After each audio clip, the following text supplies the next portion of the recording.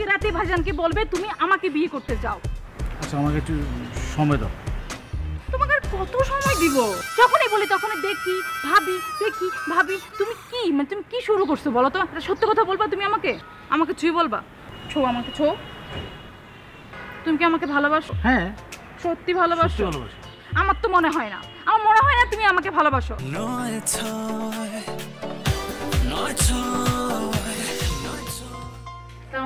ওয়ালাইকুম আসসালাম। এসো এসো এসো, বসো বসো।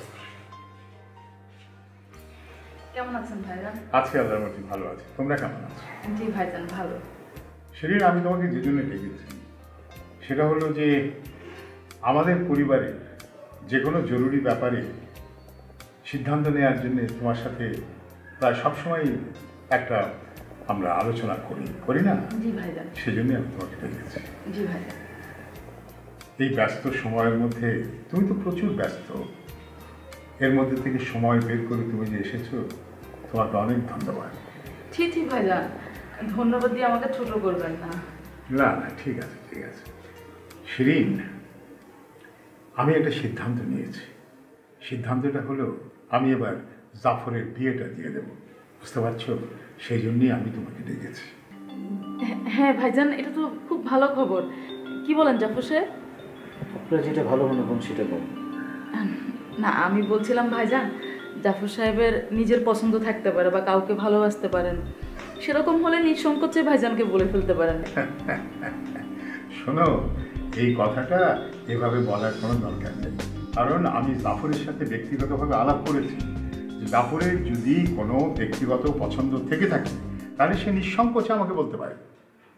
কি জাফর সাহেব, আপনি কাউকে ভালোবাসেন না? আপনারা যেটা ভালো মনে করেন সেটাই করেন। জাফর ভাই, আপনার কাউকে পছন্দ থাকলে আপনি ভাইজানকে সরাসরি বলুন। দেখেন, এখানে লজ্জা বা ভয় পাওয়ার কিছুই নেই, আপনি নিঃসংকোচে ভাইজানকে বলতে পারেন। আপনারা যেটা ভালো মনে করেন সেটাই করেন।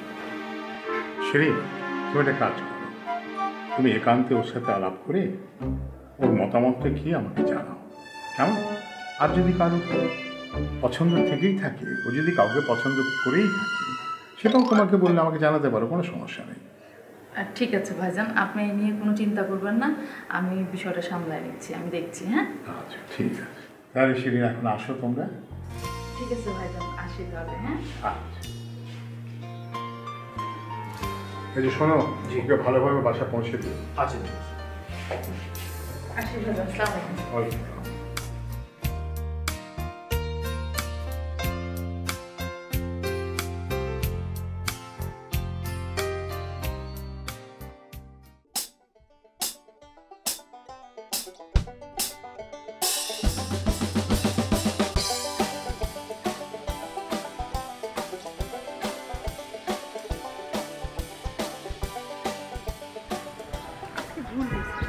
এই ছোট্ট একটা কথা তুমি ভাইজানকে বলতে পারলে না? আজকে কিন্তু বলতে পারতে, সুযোগ ছিল। ভাইজান এই জন্যই আমাদের ডেকেছেন। মানে আমি কেমনে ভাইজানকে বলি? ভাইজানের সামনে গেলে তো আমি হাত পা কাঁপে। ভাইজান কি করে আমি খুলে বলে যে ভাইজান আমি ওকে বিয়ে করবো? তাই নাকি? তাহলে কবি সাহেব, আমি একটা কাজ করি, তোমার ভাইজান তো আমাকে তোমার বিয়ের জন্য ডেকেছেন তাই না, পাত্রী দেখতে।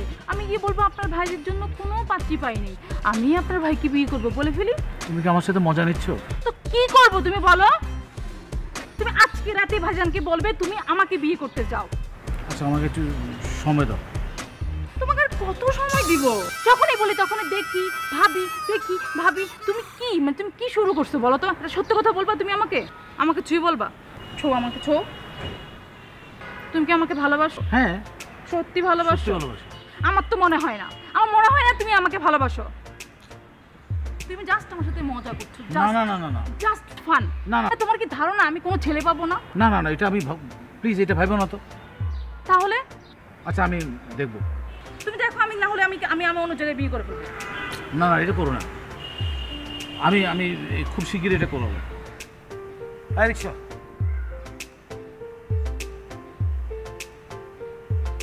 আমি তোমার সাথে যাবো না। আচ্ছা চলো, তুমি চলো। না, যাবো না। তুমি চলো না।